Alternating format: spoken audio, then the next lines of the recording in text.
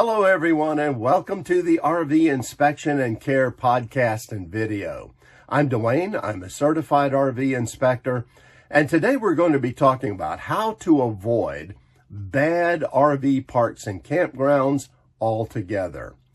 RVing and RV parks go together hand in hand, no question about that. And there's lots of great RV parks out there, but there are some very poor ones too. So here's 4 ways or 4 methods to be able to spot those parks and then avoid them. And the first method we're going to talk about is using online reviews to our advantage. It's one of the best ways to be able to spot a bad RV park.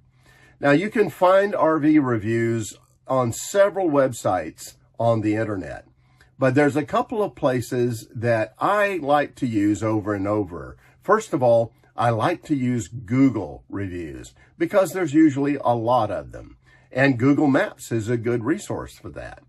But I also like to use RV Life campground reviews as well, and there's a link down below here so you can find that website. It works very well for me.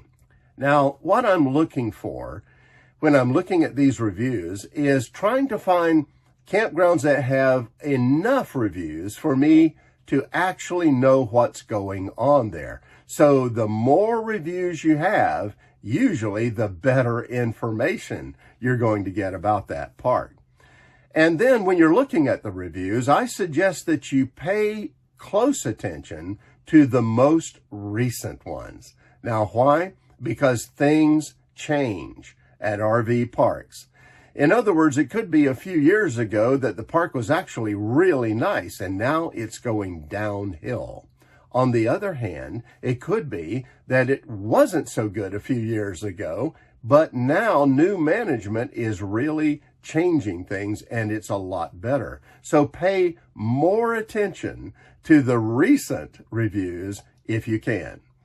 Also, understand that there are going to be bad reviews for RV parks and campgrounds, almost every single one of them, as there are with almost anything online.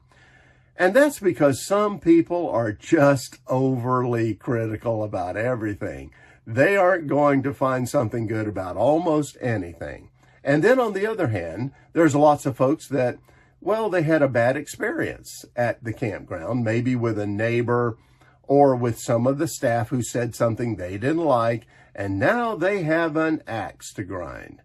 Well, those kind of reviews, honestly, they're not very helpful. So just take them and put them off to the side and review the others that are more reasonable. And then look for comments from RVers that have a rig like you do. And I'll give you an example. See, we have a 40-foot motorhome. So if I'm looking at reviews for an RV park and they're all from small travel trailers, well, it doesn't really help me that much because a larger rig is going to need a lot more area. They may be happy as a travel trailer, but it could be a park that's kind of tight for a bigger RV. So look for those that are making comments with RVs like yours. And that's one of the things I really like about RV Life campground reviews, because when you make a comment or a review, they ask you about what kind of RV you have, and then it's put along with your review. Now, the other thing you want to do is look for common complaints in those reviews about the same issues. Things like dirty restrooms and lots of noise and poor facilities and poor staff support and so on. You see, if you hear that from one person, well, that's some information. But if you hear it from several, well, then that's a lot more information. There's a good chance that what they're saying really is true then.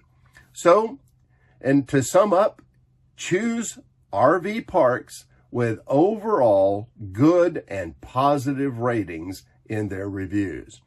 Now let's move on to our second method for spotting and avoiding a bad RV park, and that is to use a map to do that.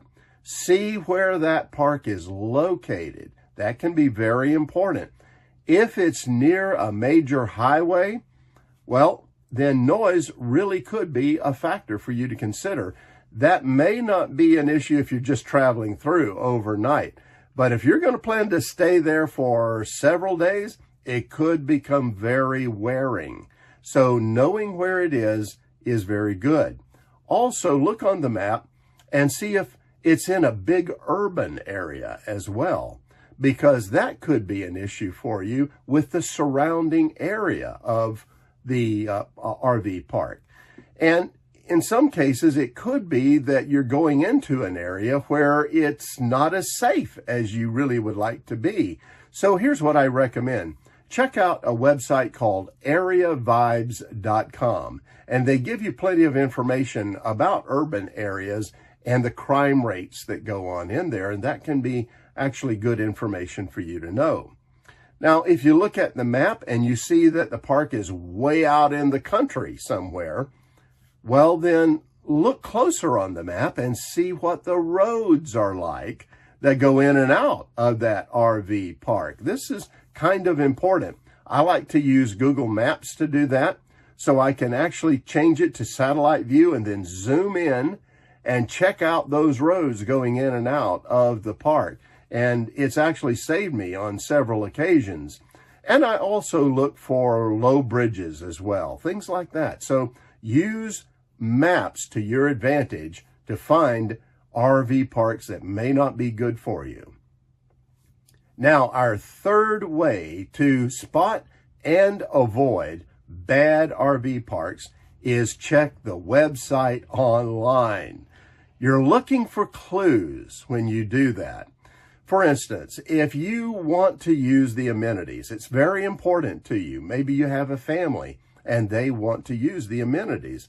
Well, then look for the photos of those amenities. And what do those photos look like? Are they recent, or does it look like they've been up there forever? Also, if there are no photos of the amenities, well, why not? You see, it could be that maybe they were nice a while back and they're not anymore. So check for photos of the amenities. The next thing to look for is the website orderly and informational?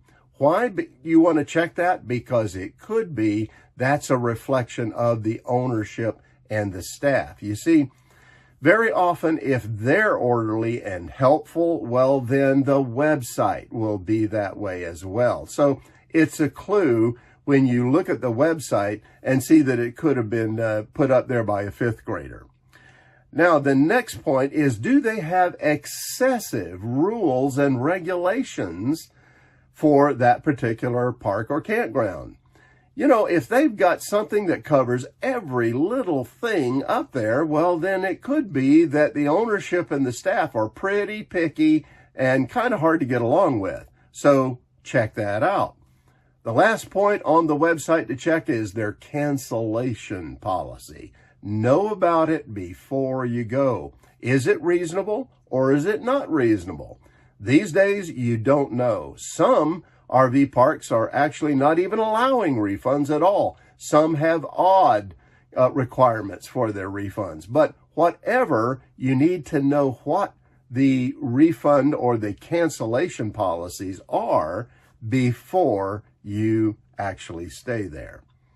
All right, our last point to consider on how to spot and avoid a bad RV park is, instead of just making the reservation online, call them, talk to them, get somebody on the phone that you can talk to.